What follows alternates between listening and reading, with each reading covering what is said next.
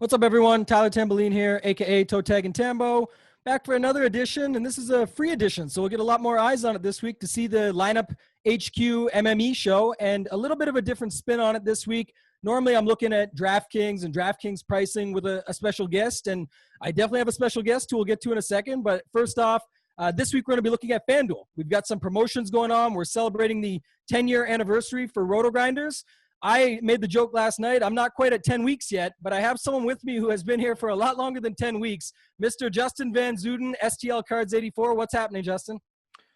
Yeah, I haven't been here the full 10 years, but fairly close, about 75% of it. So kudos to those that have been along for the ride, and it's pretty cool. 10 years flies by. It's amazing. Our oldest son just turned 10, so it's crazy how much time flies. And you know, if I would have thought I'd be talking about 10 years of DFS when it first started, it's hard to believe. But we're celebrating this week. Lots of promos and free stuff here at RotoGrinders, including this show. So hopefully we can give some good tips to the people and you know, convince some people that our premium content really is worth checking out in the long run.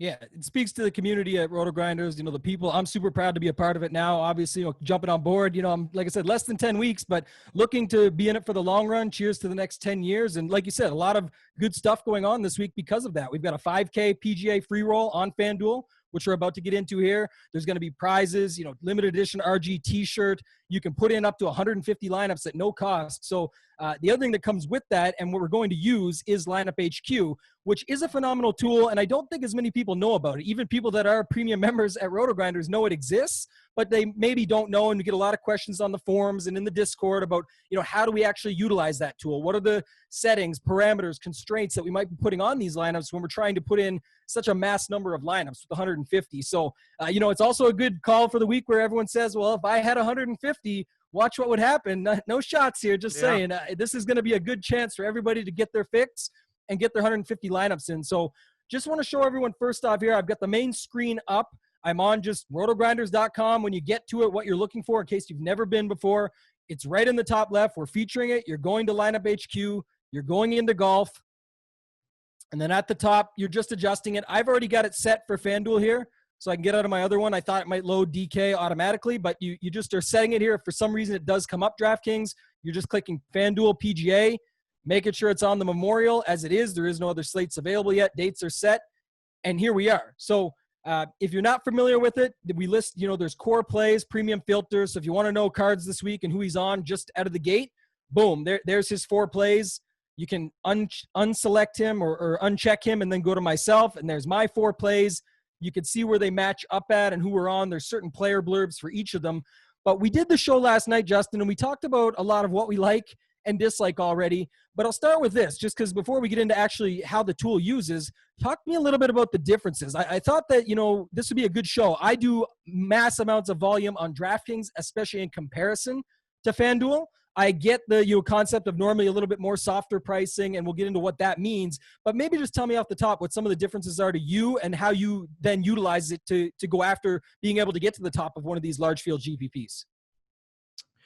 Yeah, I mean, it's a little bit different on FanDuel, and the differences have kind of narrowed a bit. When FanDuel first launched their golf product, their salary cap was really, really soft, and you would see, you know, the 5 or 6 highest price players would be, you know, 50% owned most weeks if you know, they were in good spots, and it made it really, really easy to build lineups. But you also got a lot of overlap in the larger field tournaments, and over the course of the last 8 months or so, FanDuel has slowly tightened up their pricing a little bit.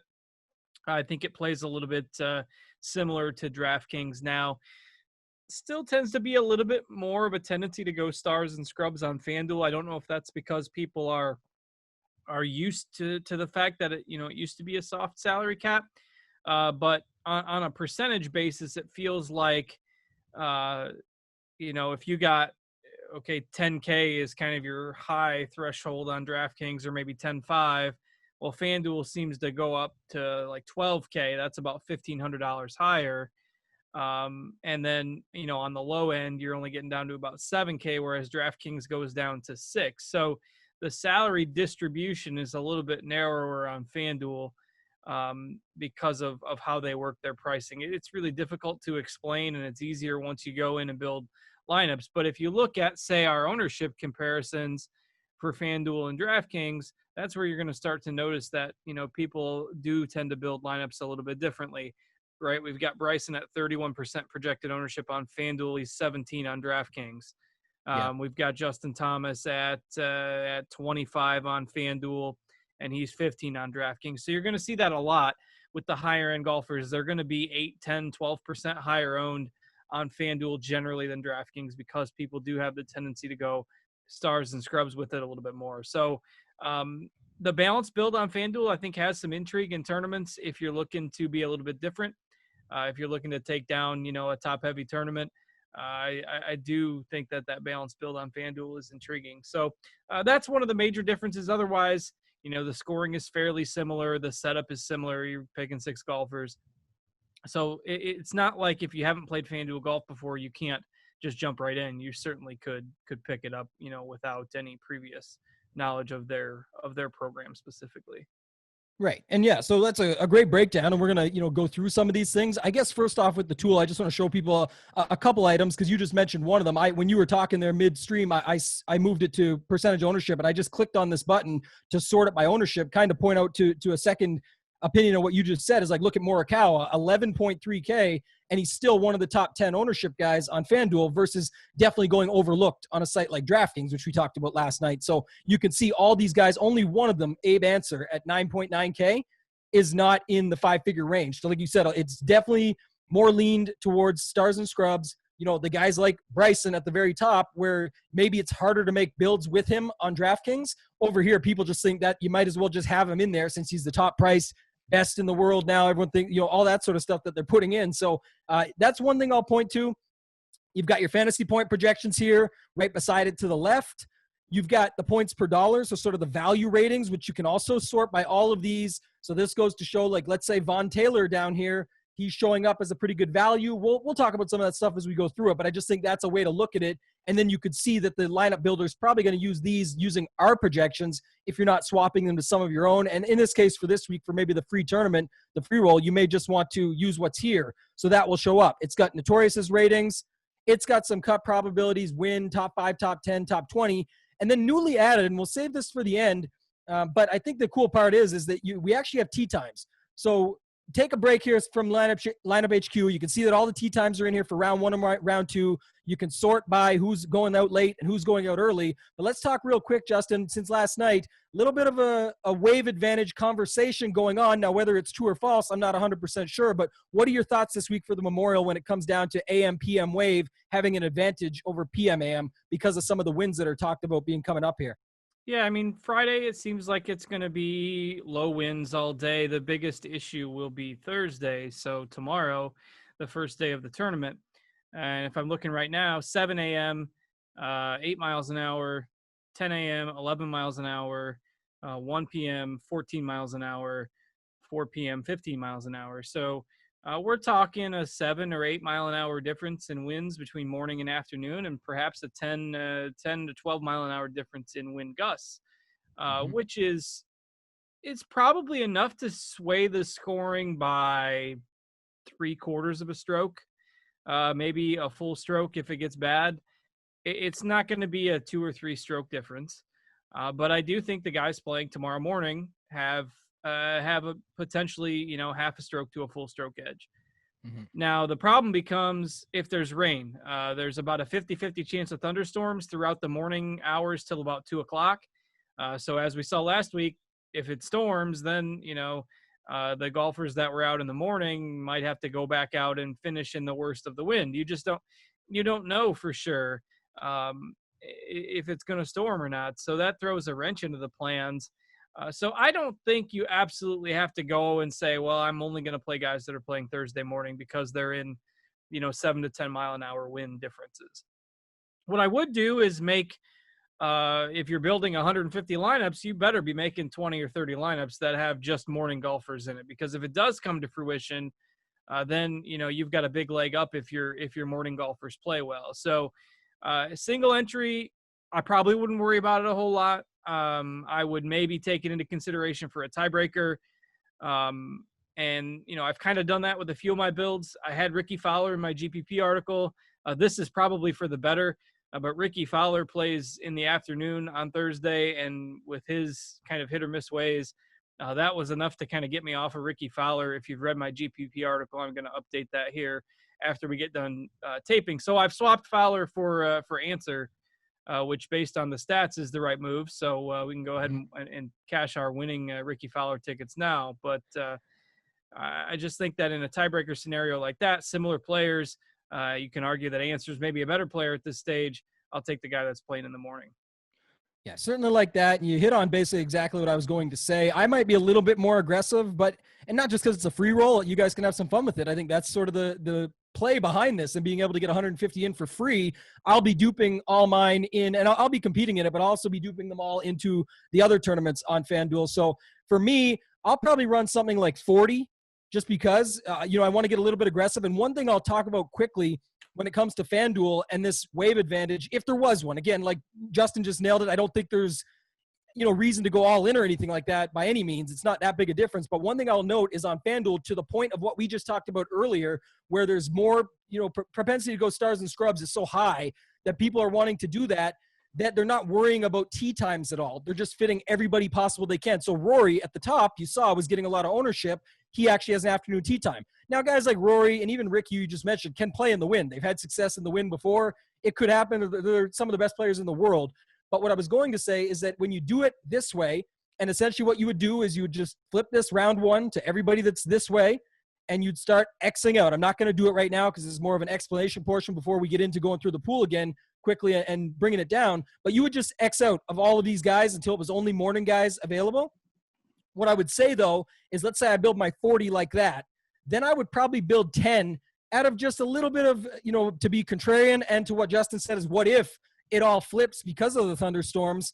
I don't think this is what's going to happen. There's less a chance. Like you said, it's kind of 50-50 or even less, but it's just to have the other side of it. And then you still get 100 lineups of what you think is the best player pool, which we're going to get into now. So any thoughts on taking a little bit of the other side, Justin, or is that just a little bit too aggressive? No, that's a strategy too. I mean, you just, you don't know. We had 2 delays last week and it kind of flipped on its head. So what I'm planning to do right now is maybe have 40% of my lineups be Thursday morning only, and about 10% be Thursday afternoon only, and then the other 50 just have a mix from my player pool. So that's kind of how I'm attacking it right now.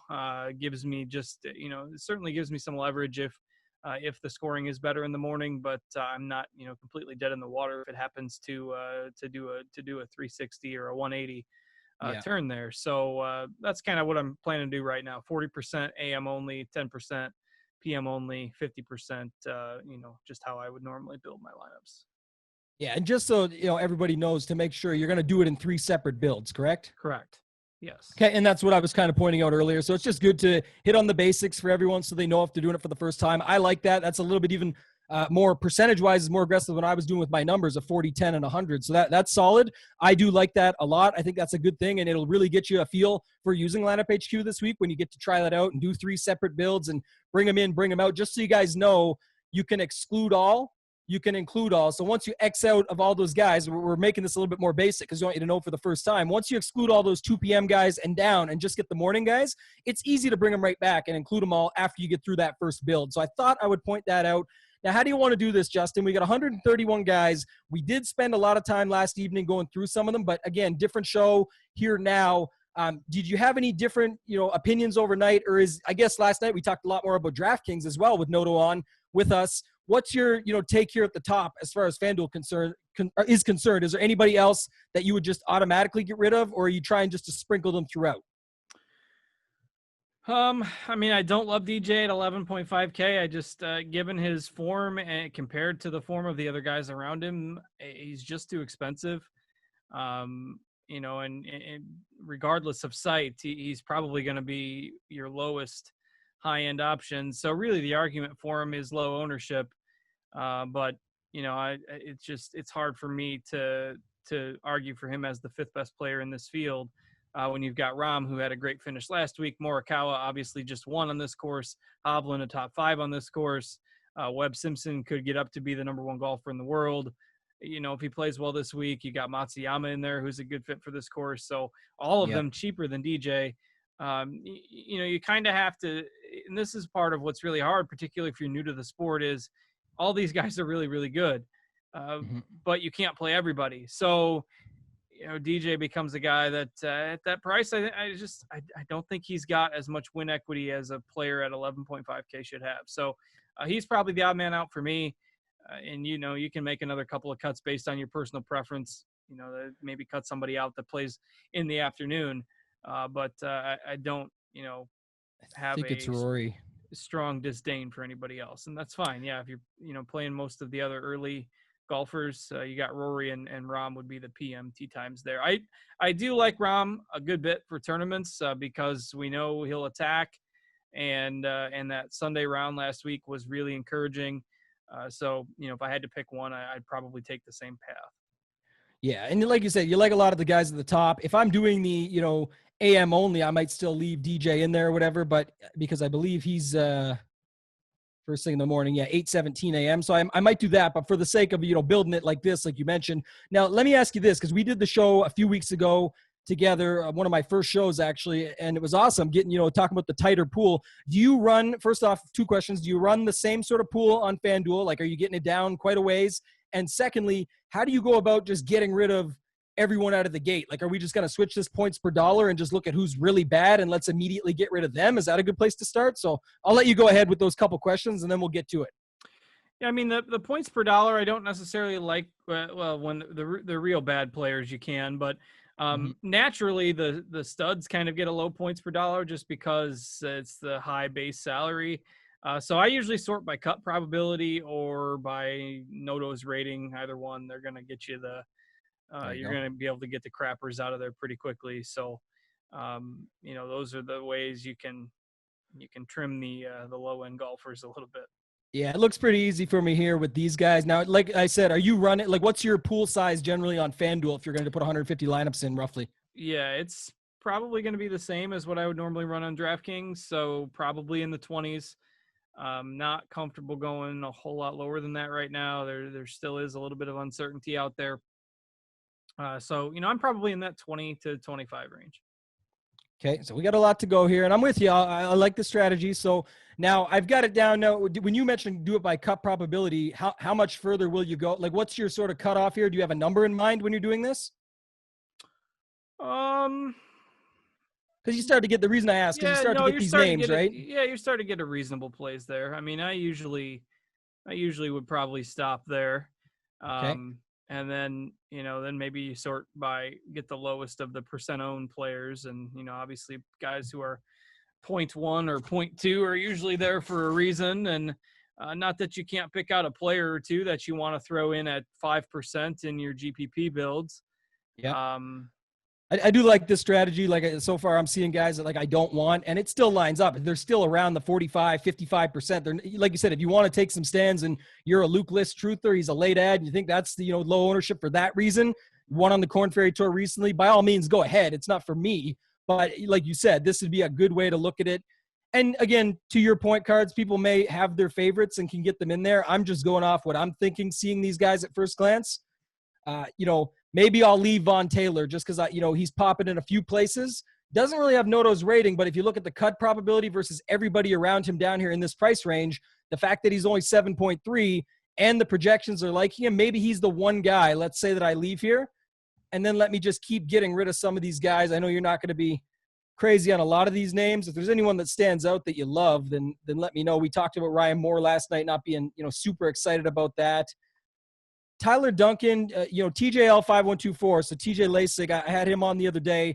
He's got Tyler Duncan in here as a value play. Anything you can see with that? Not to up or down his play. I was just curious what your thoughts are, because I've had a little bit of interest even on DraftKings at 6.3 as maybe that one-off value filler. But what's your thoughts on Tyler Duncan this week here in this range? Yeah, I think he's all right. There's some potential there. I'd maybe play him over a trendier pick in that range. And I mean, I don't think you have to, but if and nobody's going to be super chalky in here, but if you're looking to get off of somebody like Norlander, who people will know from last week, I don't think Tyler Duncan is a bad play. I asked Dan Bach this morning for his punt du jour. He usually likes to just give a punt du jour, and when I'm on the show, I said I'll throw your pick out there, and he likes Haotong Lee this week, who is probably pretty close. I didn't look up his FanDuel salary. 7.6. I'm going to add him back in for Dan. I'm passing no judgment for or against the pick. I did do a double take when I saw him in the field. We haven't seen him in the States for a while. Yeah. Dan said he read something on him being in the best shape of his life and whatnot. And we know he's got some talent. I mean, he's contended in some majors before. So, again, these are the guys that if you've got a strong take, you can play some Haotong Lee, you can play some Tyler Duncan, you can play some Norlander, some Mark Hubbard, the guys that have maybe been making a few more cuts over the last few weeks. And it doesn't take much to get overweight on those guys. What you have to avoid, and this is what we talked about the last time I was on, is trying to take 10 value guys and playing 5% of all of them, because then, the likelihood that everything matches up with them being on your best lineup is pretty small. So if you've got 2 value guys that you like and you're going to play them both at 5%, try to pick the one you like better and play them at 10% or 12% instead to give yourself a little bit more leverage if that pick pans out. Not that you can't play a few guys at, a super low percentage, but that's how you end up playing 5-6% of all those guys is how you end up with like 70 golfers in your player pool. And that just doesn't make sense. That's been the challenge. We talked about that last time. So I think you got that right. We'll get to that. And I think that might be the next step I'm going to go to. I just want to show off quickly for those that don't know and what I just did here. This is just for Dan. I mean, I don't hate it. Like you say, Haotong Lee has shown up at times. It would be a good little flyer to have in your lineups. I don't think he's going to pop. If you look here though, guys, just so you guys know sort of how the tool works, is it is when you're using the projections that are built in, it is going to optimize quite a bit off of what the value of said person or guy in this case is. So if you wanted to make sure you at least got some Haotong Lee in your lineup when you're going through, this min exposure and max exposure column is really valuable, even more so later, which we'll show you. But if you are just spinning through, and I think it was you, Justin, that showed me this last time, just to make a quick mental note, is look, Haotong Lee's probably not going to show up in a lot when you've got Von Taylor right there popping with 52 fantasy points versus 34.95 for Haotong Lee. But you can just say, look, I just want 5%. I'm going to listen to Justin. We're still going to get this thing down to 35 guys or so, maybe less. But I do want to have a little bit of Haotong. I am going to make that stand this week and get some of him into my lineups. That's how you would set that up, and you can adjust it later. So I think what I'll do now is I'll go by salary. And is that, another way? So we're still at 79 here. I want to get down further, of course. You mentioned a second ago about being able to look and not have too many value plays. What better way to start, mowing through these guys and getting them down than to just sort by that value price range now? And we start here now at 7.2K with Stuart Sink. So how would you go about now getting rid of more of these guys? Because we definitely don't need all of them. Is it just personal preference, or do you have a way that you'd look at some of the numbers in LineupHQ? I mean, it's a little bit of personal preference. Sink was top 25 last week. Not that I think he's going to pull that again, but if there's guys that are in bad form, this is not, just another run-of-the-mill tournament. I mean, we've got a super strong field this week. We've got a course that's going to be tricked up and playing a little bit more difficult with faster greens and higher rough. They just played this course last week. So if there's guys who are struggling, those are the first guys that are going to be out. I've tried to make Neesmith a thing. His last couple events, he's been terrible. That's a no thanks for me. Munoz has been very hit or miss. Those two guys, I worry about the form a little bit. So I probably won't be playing them this week. So those are the guys that I would X out, would be the guys that, maybe have 2 or 3 missed cuts in a row. This probably isn't the spot for you to find something. Agreed. And one thing I was just going to say that I kind of look at, just so, a little bit of perspective for me, like I said, I don't mass enter all the time on FanDuel, but the idea behind this is, a learning experience for everybody.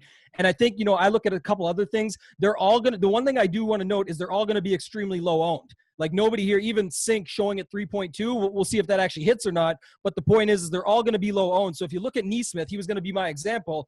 He's not really popping in the projections. The ownership doesn't really matter because they're all low owned. He's got the lowest by far for the cut probability. So that would be an example where, like I say, if you did want some Munoz, you could go ahead. But if you look at the same thing with Munoz, look at the Vaughn Taylor. We've already talked about him. So I would have got rid of Munoz and Neesmith because of that. Probably not, Carlos Ortiz is what he is. He's kind of, reminds me of Munoz and Neesmith, where maybe in like a softer field or a little bit easier course, a birdie fest, so to speak. But, I don't really think you need something like that. We've got our couple other guys in there in Haotong. Going up the board here now, what's next? So what do you see here when we get to 7.7K up to 7.9K to round out the range? How many more should we get rid of? A lot, probably. Yeah, I think so too. Grace on a par 72. Sometimes Grace is pretty easy X for me. Yep. I'm not a Grillo guy right now. I know some people still like him and don't mind taking a few percentages of him. That's fine. If you want to do it, go ahead. I'm not a Grillo guy. Lanto Griffin, I mean, again, I don't have anything really strong for or against him, but in a strong field. I do like Gooch a good bit. Gooch had missed 3 cuts in a row coming out of the break, and everyone was a little bit concerned. Well, it turns out that he was trying to play through a back injury. So he took a week off, came back last week, and had a really solid finish here. So I do wish he was playing in the morning tomorrow on Thursday. He's not, but he's still going to be in my GPP pool for sure. So Gooch I keep in there. I know Noto likes Furyk. Yeah. I'm indifferent on him, so if you want to play him, you can leave him in there. And then, it's all maybe you knock out a couple more of those guys, Cauley, Norlander, Nick Taylor, Zach Johnson, whoever your kind of least favorites are out of those 4 or 5 Yeah, guys. the couple guys that I'm off here that I'm going to pop out. One is Norlander. I know it's only 4.7. Like I said, these don't really matter to me. Like you like them or you don't. But Right. One that I'm not going to be chasing. I know that it's been strong tee to green game and everything that goes with it. But for me, there's just other plays here. I'm with Noto kind of, and with you. I like Furyk and Gooch a lot more. I don't mind Cauley, and because there's only really one guy, it'll make for some different builds at 7.7 when I get rid of Norlander. And I'm not really high on Nick Taylor, Zach Johnson. I'll get your take on Merritt in a second, and we'll go up from there. But let's move on to this next range. So, Merritt, McNeely, Rogers, Bezuidenhout, Reavie, Steele, Dahmen, and Homa. We'll save Dahmen until the end. Dahmen and Homa, we both got stories on that. But what are you doing here with Merritt down to Reavie? Because there's a couple guys in here I really like. But what's your thoughts in this range? Wow, Merritt to chalk in that range, relatively speaking, I guess. Looks like it. Rogers tends to spray it off the tee with the rough being higher this week. That's a no for me. I like Patrick Rogers. I'm kind of a bit of a truther, since he first came out of the tour, but hasn't straightened it out as much off the tee as I would like. So that's a no. I do like Brendan Steele this week. He's a guy that I kind of got on a little bit just today, doing a little bit more research. He's got an early tee time tomorrow. And if you look at his numbers from last week, he gained 8 strokes from tee to green and lost almost 8 strokes putting. Yeah. I know, sometimes it can be an adventure for him on the greens, but I will take the under on him losing 8 strokes with the putter again in 4 rounds. So I think Steele is fine as an AM waiver, especially if you're stacking that wave to get a value. So he's a guy that I didn't think I was going to be on, but I have ended up on Steele a little bit. Damon, I can't do it. He lost a billion strokes from tee to green last week. I know maybe it's a different conversation. He is really cheap on FanDuel. 8,300 is pretty cheap over there. But you can see the afternoon tee time there. And last week was such a disaster that I just don't think I can. So I'm with you there. That's an easy one for me. So I'll take him out. And I don't have strong takes on a lot of the other guys. Bezuidenhout's a late tee time. I mean, those are the same things, and I'd probably take out the later tee times if I had to. Tie break.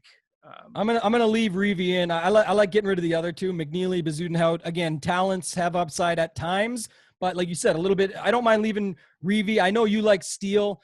I kind of like Homa. The problem is I find this is where I run into it, and it's just good for us to talk through it with me, sort of learning from you at the same time. Just your thought process is. I feel like for whatever reason, my first thought is I can't have 3 8.3K guys. So is that a thing, or what's your opinion on that? Because it just feels like too many. Like kind of pick one or pick maybe 2 at most, and then go up. But this is how the pool stays expanded when you just can't make these cuts, right? What's your thoughts on that? Yeah, it is. I mean, it's comes down to making tough decisions, I mean, you have to look at it from the likelihood of, hey, if I don't play this guy, what's the likelihood that I'm really going to regret it? Are you really going to regret not playing, Troy Merritt? What are his odds? Well, you can see his odds of top 10, about 6%. Again, I don't have a lot against him. He did sign a hat. He signed a hat for my kid a couple years ago. So I'm a fan, I guess, of Merritt. But they do say nice guys finish last. Nice so guys finish last. That's right. He's a nice guy, but that's not going to do it. So let's get rid of him. Yeah. Now I think you just go from there and let's see. Yeah, I think I'm also going to get rid of Reeve. And the only reason I say that is it's not just the tee time. That's the one factor. But the other thing is you can get Reeve over on DraftKings for 6.7K, which makes a lot of lineups work. So if you've got some Reeve love, I don't mind that. And like you said, I'm with you on Steele. A big talking point on last week's Round 4 Showdown show, which if you guys aren't with RotoGrinders yet on the Premium Core, that's something that I do every Saturday evening going through Sunday Round 4 Showdown. And that was a topic of discussion because, like you said, everything was on but the putter. It's a bit of an adventure with them, to your point, but it's always a fun adventure, I find. So I don't mind doing that, and I will go back to Homa this week and just settle with having two guys here and see how it shakes out in the end because morning tee time, he's talked about a lot. He has a podcast that he does. He's gone on and said, he went on Twitter and had a little bit of a rant where he was definitely being sarcastic, but he's so sorry about your 6 out of 6 lineups. But he wants to be there when he does make the cut and get through. He normally has pretty good upside, actually, over the weekends, can score, can stick with it. And he's, a winner on tour. And for the price, he only missed by on the number last week. So I'm going to leave him and we'll jump into this next range. I'll start it off. So not really big on Brian Harman myself. If you're on him, I understand it, Cards, but I'm just going to go through the guys I like and dislike. You can cross him off. Yeah, I'm crossing him off. Todd is sort of the same for me, not really feeling it. Straka, I get it. If you wanted to leave him in your AM pools, I understand, but I personally like Keegan Bradley better. So I'm just going to do that. I want the longer-term caliber guy. And now we get to a few interesting ones. I'm not as big on JT Poston. I've seen a little bit of talk. He's got the morning tee time, but I'm just going to move him out to have this discussion because here's where it gets really interesting with everything. Hopefully you can see Cards from Keegan Bradley down to Nah. We've got Bradley, who's already polarizing every week. You got Harold Varner, who, didn't show up for anyone as chalk last week. Louis, Phil, maybe they show up, maybe they don't. We all seem to like a little bit of Glover, yourself included. I didn't have him as conviction, but he's next in line for me as a conviction. And then Willett's getting some love. Scheffler has been getting love back and forth the past few weeks. And Kevin Na, you never know what's going to happen with him. So maybe don't name every single one, but just what's your thoughts on this range as guys that maybe you don't like versus ones that stand out? Yeah, whenever Kevin Na is coming off a withdrawal, he walked off the course with a back injury his last time out. I don't play him. It burned me the one time when he won, but there's too much downside risk with him, particularly with a back injury, with rain in the forecast tomorrow. I can't play Kevin Na. I never played Danny Willett, so he's off the list for me. Phil right now, I mean, I know he had that week where he turned back the clock. He was playing with Bryson, he was playing with Rory, and he turned back the clock for 2 rounds and was fantastic. But still sprays it a little bit too much for my liking. So those are the guys that I'm not as high on. Oosthuizen, again, it's hard for me to play because of the constant risk with him, but he is in the first group off tomorrow. I think that's fine if you're looking to make morning stacks. Varner, I put in my GPP article, but he's probably going to be removed in the update because he's risky. I'd rather swap him to somebody with a morning tee time like Keegan or even Straka if you're in that range. I think I like them a little bit more than Varner now because of that tee time. So, the guys I definitely wouldn't play in that range, Willett and Phil, but the other guys I think you can make a case for if you want to. Agreed. We're actually on the same page here. Varner wasn't for me, so if you had him in your article, I just didn't get to see that yet. I apologize. But I think for Varner, the big thing is not just the afternoon tee time, but we just haven't seen, like last week, didn't show up again. Anytime he seems to show up, it's not for enough rounds. And at this price, with, like you said, Keegan, you got Louis Oosthuizen right there in strong field, who I like. And I'll ignore that one back 9 that he had last week. Like you say, gets that early tee time, gets out there. Not big on Phil, putting it together for 4 rounds.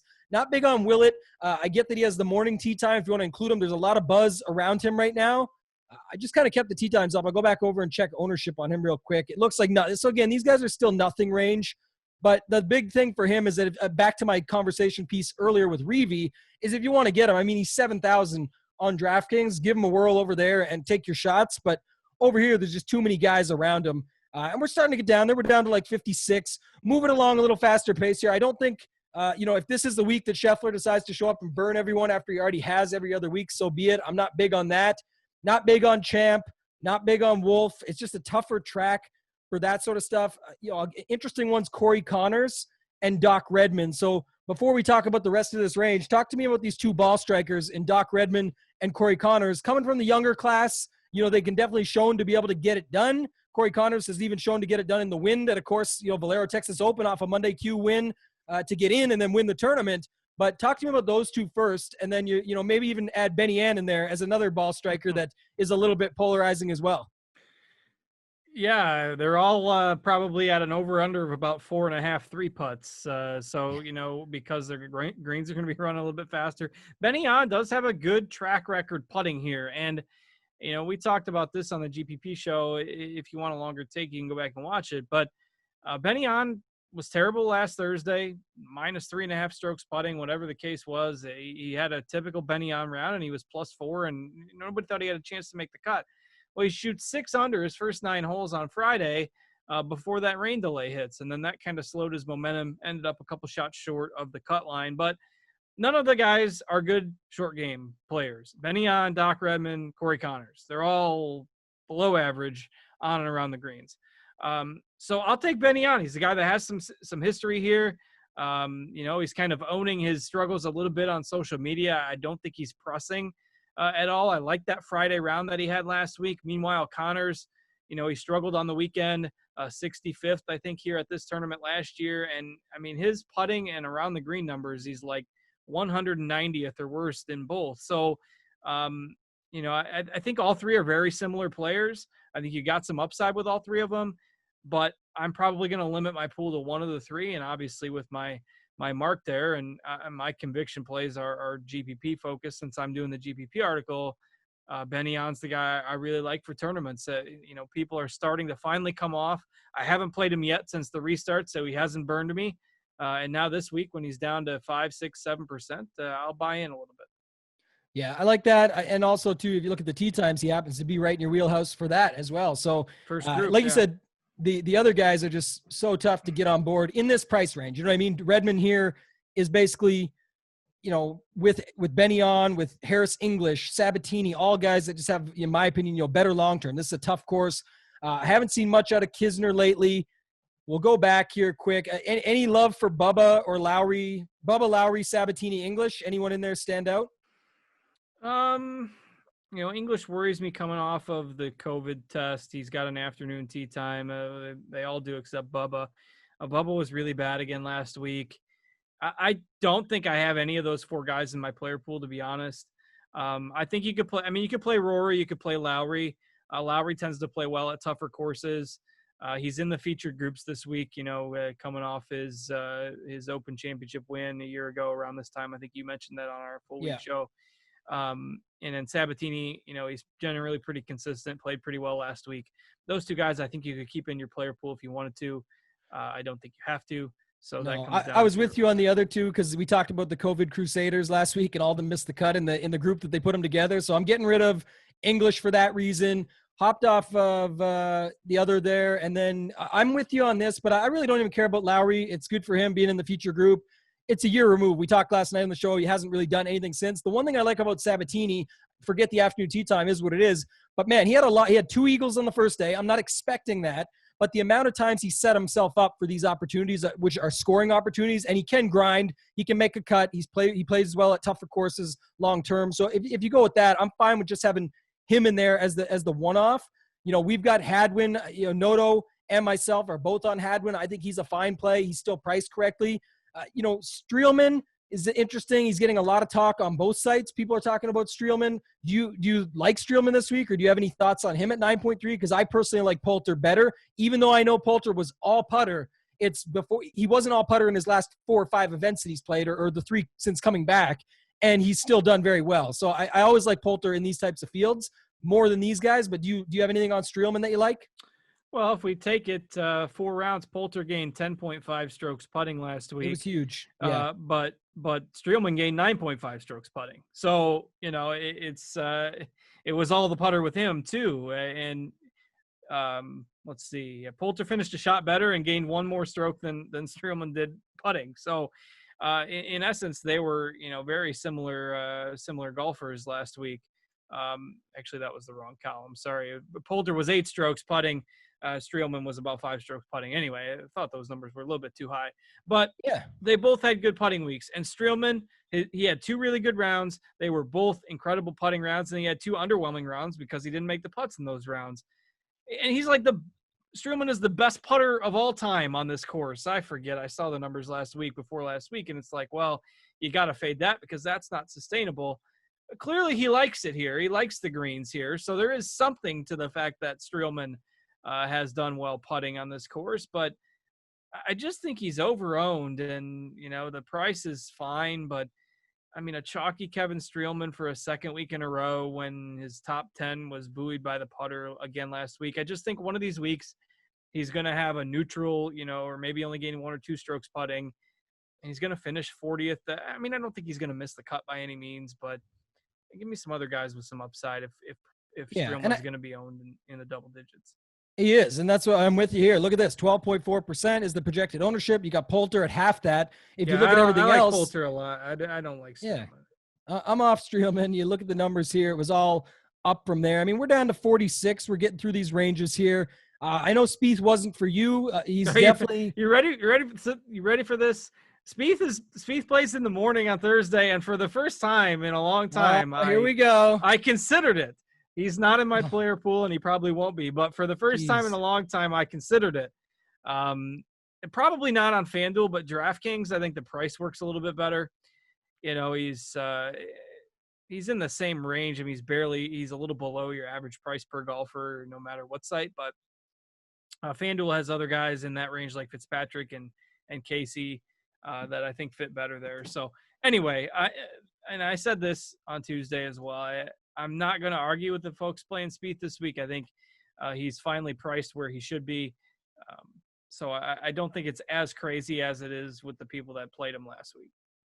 Yeah, and I don't mind. And at 5% ownership, like if you're talking, when you're building your 75 or 100, just anything goes lineups like what we're doing here with our pool, you could max them and say, give me double the field, you could min them at 10%. And then you could even max them at, 10 to 15 and just say, look, I want double the field on Spieth, but I don't want any more than 3 times, and I still want to keep them in only 15% of my laps. Just another way to use that feature that we touched on earlier. So then what do we do here? This is another area that I do struggle, Cards, is with going through here. Like, now you got Horschel, Leishman, Fitzpatrick, Casey, and they're all sort of at that same price point.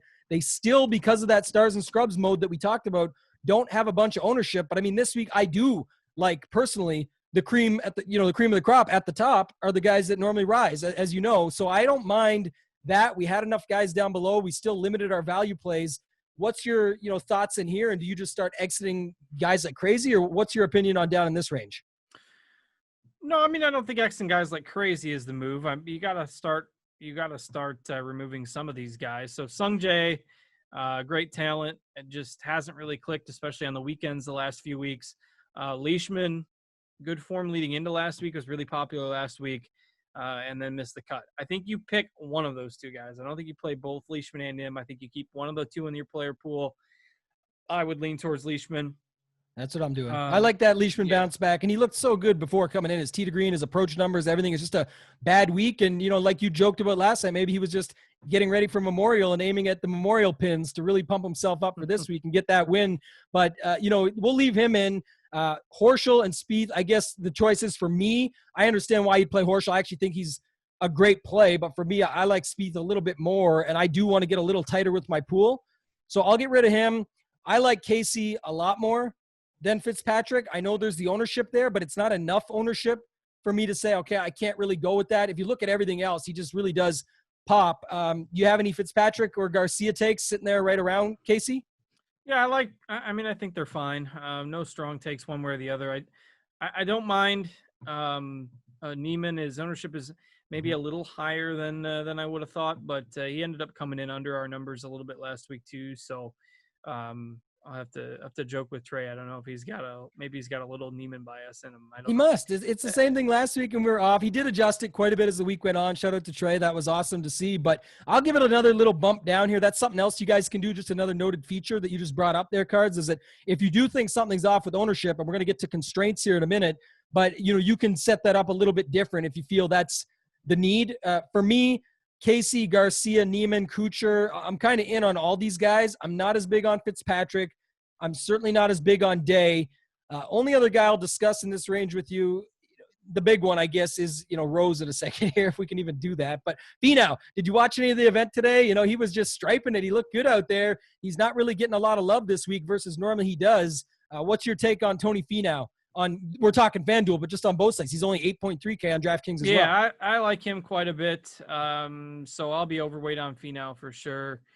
He does tee off in the afternoon, but would certainly play him before I played Rose, chuckling at the 3% ownership on Rose. That's 3% too high for me.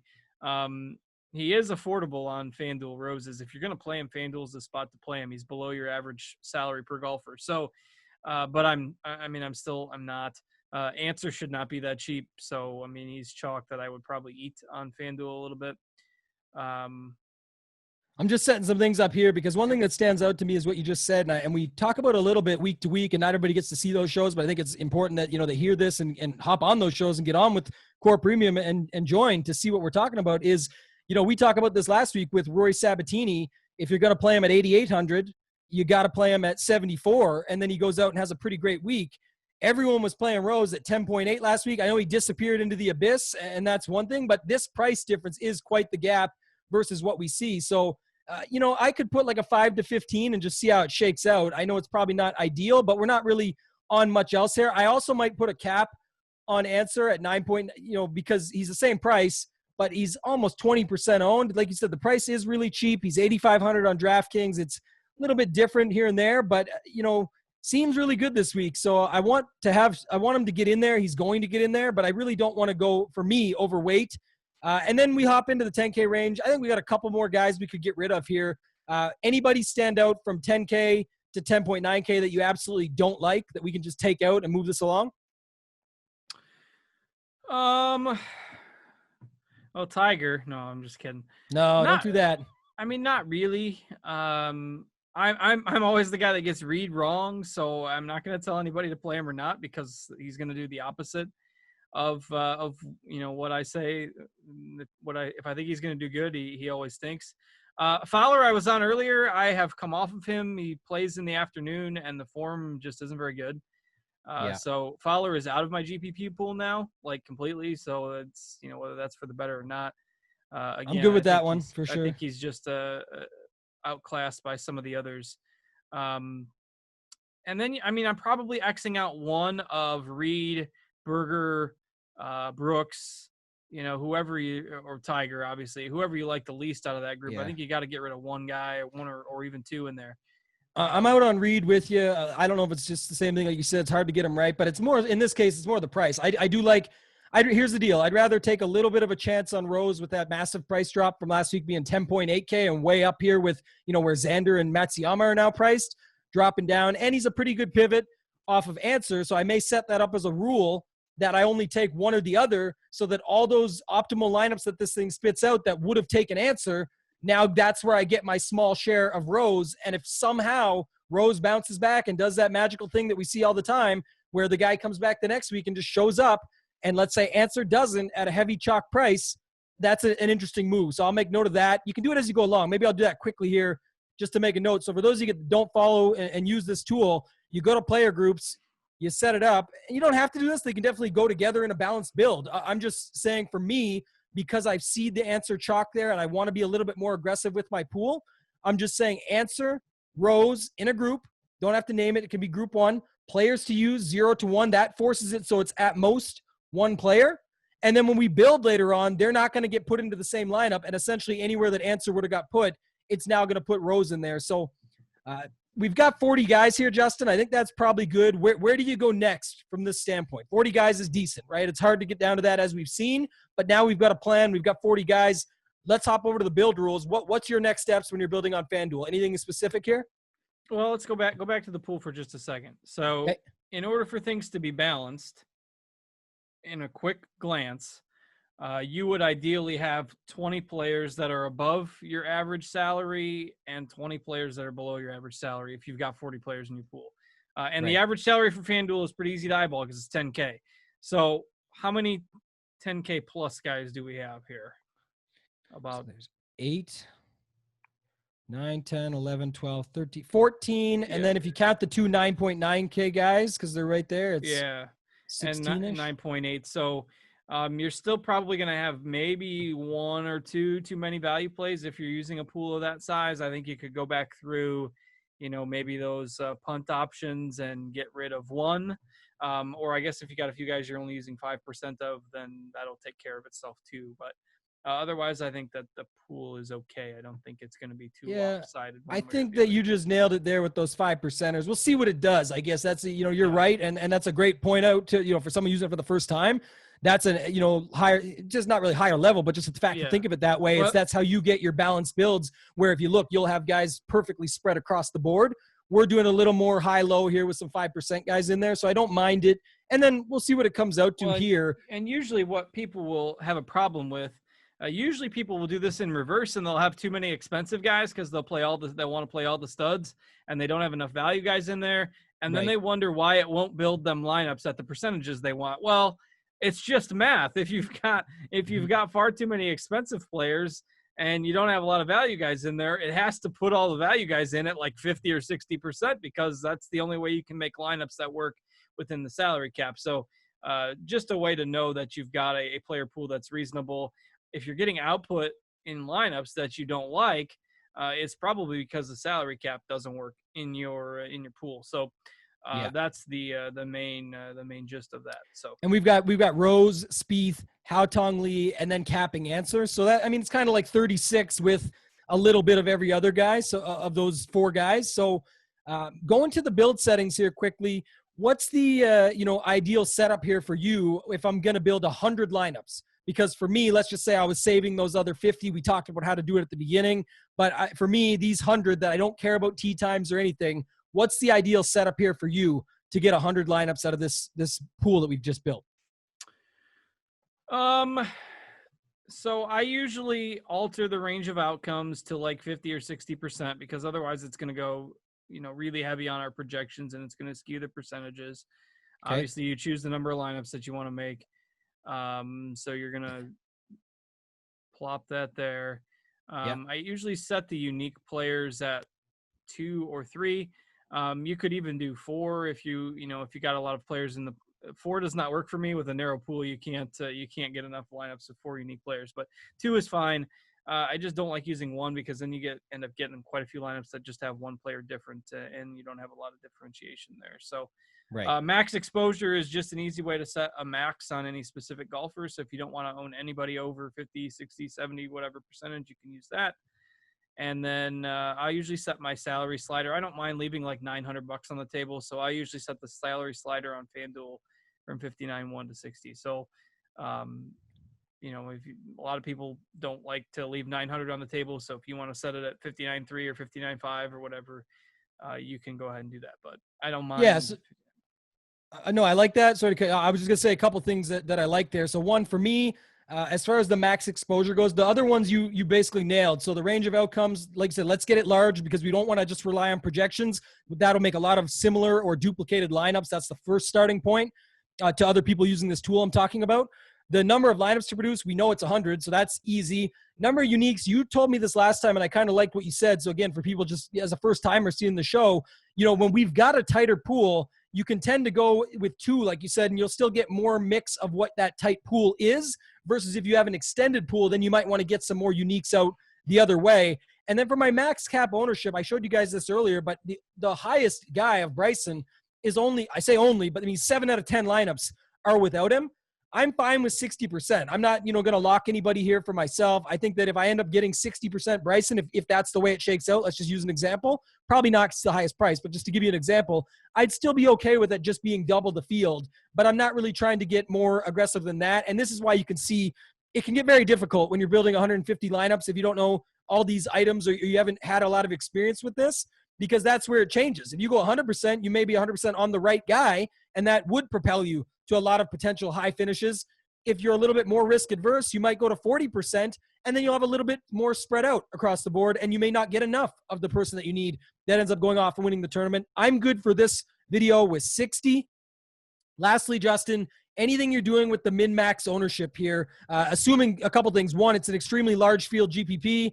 In this case, we're having a lot of people entering 150. So is there anything that you normally do with this and anything you would change based on the field size? Not really. I mean, I usually set my max at like 70 for total lineup ownership. Then that way you're not going to get a whole lot of lineups that have Answer and Bryson, and maybe 80 for FanDuel. I forget FanDuel's the top guys are higher owned by about 10% compared to DK. So maybe 80. I wouldn't mess with the minimum. I mean, that's fine. And, that's about what mine would look like. Okay, and that's good. And then lastly, the only other thing, I hit on it quickly, but we don't need to go too in depth. I created the one group for this is my preference. Like I said, you can absolutely play those two together. And to your point, balanced builds on FanDuel make for some unique lineups. So maybe you turn this rule off, which you can either delete this or just unclick where it says enabled. If you guys want to do, 80 lineups with this rule and then 20 without and see if they end up getting together or locking the two of them and picking your 5 favorite. There's so many things you can do with this tool, and that's what we were trying to show off here today. But any other rules that stand out to you, Justin, as far as, that you use commonly, or do you just say, let the system do the work after you've set the build rules? It's totally up to you. Yeah, I mean, some people will use groups to do the tee time stacks. I prefer to just set my pools, how we talked about at the beginning of the show. You put your morning guys in there, you build 10 lineups or what have you. Put your afternoon guys in there, build your lineups, and you put them all together, and you do 3 separate builds. So you can use the groups function the same way if you want to. It's just it's just my preferred method. It accomplishes the same purpose. So if you want to use groups to do that, you can. The only other one that stands out to me that I've seen some do, and again, there's no merit to this. It's, to each their own. We've already got the max constraint set up on 80, but I have seen where people may take like Bryson, Cantlay, and Thomas and say at most 2 because they're projecting to be the highest owned. If you get those 3 in together, it is possible with an 80% cap. 60, 70. It's not anymore. I just had to do my mental math. I apologize. But sometimes you'll see it where if we had a 100% cap, it could still put the 3 highest owned guys in and then just give you a bunch of 0.1% punts. And maybe you don't want that. So it's just another way of thinking. It's more common on something like DraftKings where we don't see the ownerships get up this high. Hence my mental math was off there. I've got the accountant on with me. So on tax day, as I understand, so I should be a little sharper with my numbers. I do apologize, but we've got it set up here pretty good right now to be able to build out. So I'm just going to click build, make a couple quick notes, and we'll get out of here. I'll see if you have any final thoughts, but here's what we get. So, it's telling you right here who you're getting, what percentage you're getting of them. The top here where it says all positions 38 is how many guys are in your pool. So we actually didn't even end up getting the 40. And I believe you can go back and see that. But for right now, just for the purpose of this, the max it's giving me is actually 38. So this is probably the way, like you've mentioned, how you set up. You still get a lot of everybody. But if you look down here, like Leishman, Usti, Sink, Steele, it didn't really love those guys. So what's your thoughts there? So part of that is that it's relying on the projections a little bit because you have that slider set to like 60. If you set that to 70 or 80, it will give you a little bit more variation in the lineups. I know our projections like Poulter a lot, so that's why it's going to give you the most of him. And it might still try it at 75. Just run it again. Let's see what it gives you for the top guy. I truly don't know exactly what it's going to spit out here, but I would imagine it's going to spit out less Poulter than it did before because it's adding more variation into the pool. And now, did it use all 40 this time? See if it's still at the 38. It did use all 40 at least, so, and that's where part of that comes from. Yeah. So what you have to do though is you have to set some minimums on. The value guys, you've got them in there for a reason. So you want to set some minimums and on Tiger too. I mean, it's gonna rely a lot more on the projections until you start setting some min maxes in there. I mean, not that people have to do this, but just put a minimum 40 on Tiger and just to show that the builder will do it. There, now you don't have to change anything. And this is just to show people how you got it working too, and then you just click build 100 here, and it'll re-spit them out for you, and you can just keep doing this until we get to that. Yeah, so Tiger's going to be your highest owned. He's still a little bit under the 40, which is fine. I mean, We've until you still got tweak, 40 in the pool. yep, and so until you tweak them all, it's going to be a little bit off. So you almost have to set those mins and maxes on most players, and you don't have to use a narrow range. You can use a wide. I mean, you can use minimum of 10, maximum of 25 if you want to, or you can keep moving that slider. I mean, you can move that slider all the way to the right if you want a lot more randomness in your lineup build. So, it put Rose right in the middle of your 5 to 15. It's going to have a lot of players below your minimum until you start putting that in on all the other golfers. So and I'm good with this. I think one thing to note just for everybody, so in the spirit of time too, but this is, if you look at it really, 8% and above is pretty solid, right? Out of 100, like kind of 10 or up would be nice, but let's just say 8's the number. There's 5 guys that you're not getting a lot of, but if you look at them, it's Duncan, Sink, and Haotong that we just kind of threw in there. One's a value play that we don't really necessarily need by the looks of things. One's the Dan Bach play of the week, and then Tyler Duncan, who TJ liked and you and I talked a minute on. But you still have 6 and 7. They're right there. So you can play around with this and keep changing these things to Card's point. 2 more things I want to show and get out of here. These are just quick. If you guys are settled on a pool and you've got this, all you're doing is clicking export lineups to CSV. It will then download them. You can copy and paste them across to the FanDuel file that you download, which will have, empty slots if you just reserve them, or it will have the same dummy lineup if you put that in there a bunch of times. We can maybe go through that on a different show, but I think that's one thing. And then the last thing I want to show quickly, we mentioned it earlier, but just the tee time thing, and you made a good point on it, is that you kind of like that, is 2 things. For the group thing, no need, because now I'll just go include all. I'm basically getting rid of everything we just did. I just brought everyone back into the pool. I'm going to double click this just to make sure I'm on. I'm literally just going to X out like this as fast as possible to get down to those tee times. And we're almost there, and we get that done. And then that's just the idea behind it, is now, boom. I've now got the 65 guys that are in that wave. You can sort of maybe, change your rules up if you want. But for me, I think you stick pretty close to the vest with that. It's going to disable this group because this group doesn't even make sense anymore with Rose being in the afternoon. But it's up to you. I mean, I'm OCD a little bit. I'll just get rid of it completely. There's nothing else I really care about here. I'm going to go back and change it because I want 40 of these AM lineups.